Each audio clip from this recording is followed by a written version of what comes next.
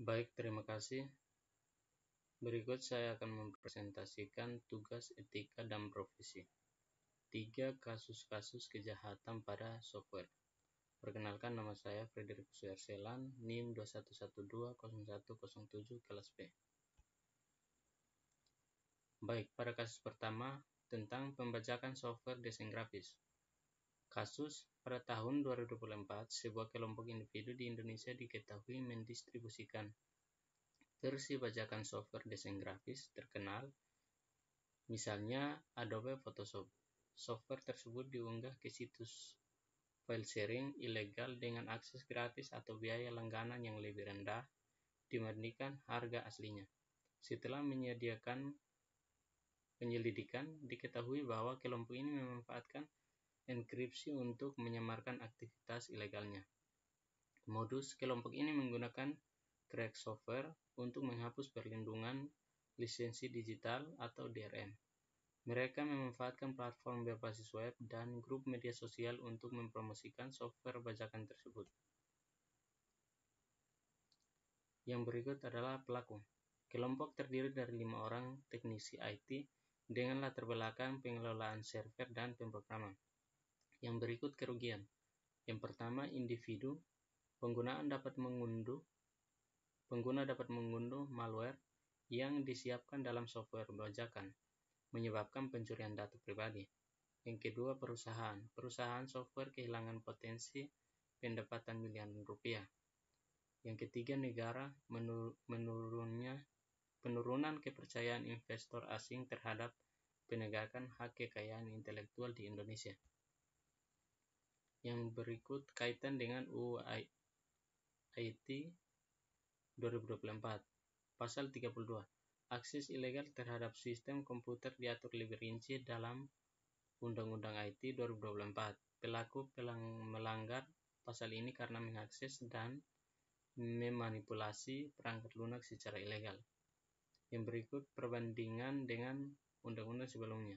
Undang-undang IT sebelumnya kurang menekankan pengawasan terhadap pelanggaran hak kekayaan intelektual berbasis digital. Kasus yang kedua yaitu ransomware pada rumah sakit. Kasus pada awal 2024, sebuah rumah sakit besar di Jakarta menjadi korban serangan ransomware, sistem rekam medis elektronik atau EHR. Rumah sakit yang dikunci dan pelaku meminta tebusan dalam bentuk cryptocurrency senilai 10 miliar rupiah.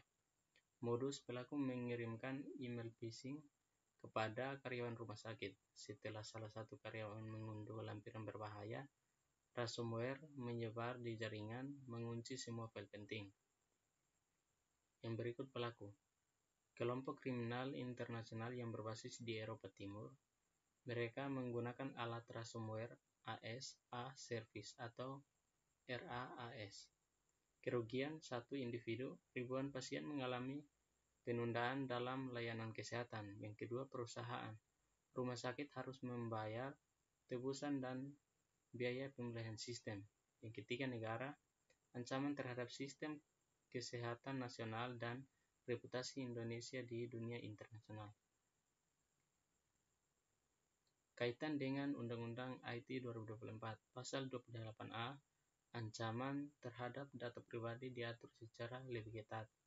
Perbandingan dengan undang-undang sebelumnya, Undang-Undang IT 2024 mencakup sanksi lebih berat untuk kejahatan yang berdampak pada infrastruktur kritis seperti kesehatan. Kasus 3, penipuan melalui software mobile banking palsu.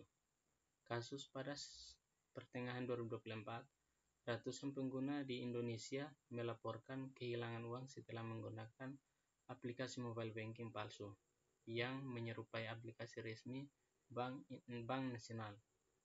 Aplikasi ini tersedia di situs unduhan Pihak ketiga. Modus pelaku membuat aplikasi cloning dengan antarmuka yang identik dengan aplikasi asli. Saat korban memasukkan informasi login, data tersebut langsung dikirim ke server pelaku. Kelompok peretas lokal yang bekerja sama dengan jaringan kriminal internasional. Kerugian individu kehilangan dana hingga ratusan juta rupiah. Yang kedua, perusahaan. Bank harus mengganti kerugian nasabah dan memperbaiki reputasi. Yang ketiga, negara. Menurunnya kepercayaan masyarakat terhadap layanan perbankan digital. Berikut ada kaitan dengan Undang-Undang IT 2024. Pasal 35, memproduksi atau mendistribusikan software palsu yang menyebabkan kerugian kepada orang lain adalah pelanggaran berat. Yang berikut perbandingan dengan undang-undang sebelumnya. Penegakan hukum lebih dipermudah dengan sanksi administrasi terhadap platform distribusi. Terima kasih. Oke, baik, sekian dan terima kasih. Sekian presentasi saya.